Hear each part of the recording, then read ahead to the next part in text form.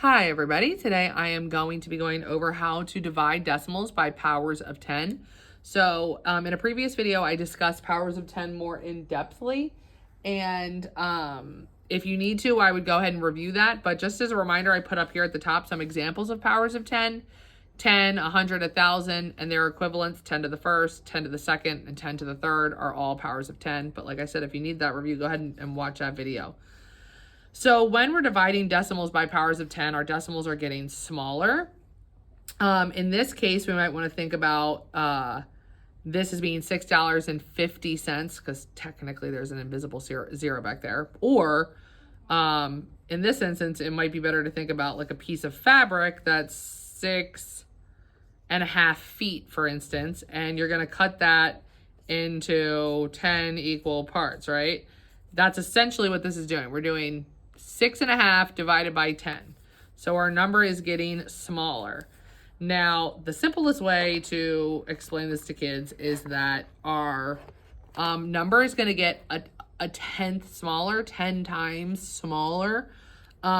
So these numbers are going to shift place values. Right now, this is the ones place, right? The tens place would be here if we had a number there. This is the tenths place because it's after the decimal.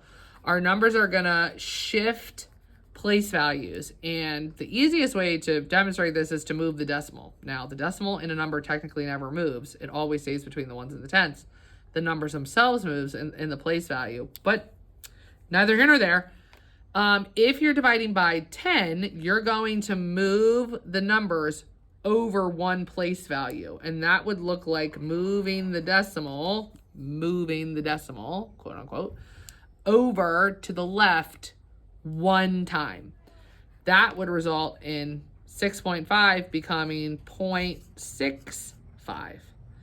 And again, because our exponents are equivalent to our powers of 10 exponents, the same would be true of 6.5 divided by 10 to the first.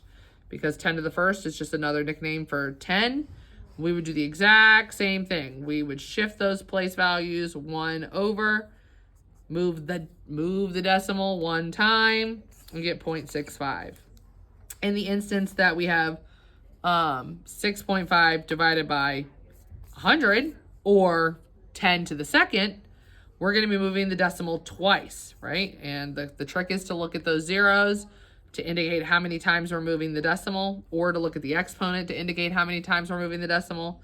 So in this case, we're moving it twice to the left because it's always getting smaller when we divide. And here you can see there is no number, but remember, this is technically the tens place. There is something there. It's a zero. So our kiddos know that we're gonna put the decimal here and we're gonna put a placeholder in. So 6.5 divided by 100 is now 0.065. This number, this original number, 0.65, got 100 times smaller, which is resulting in 0.065. So that is how you divide decimals by powers of 10.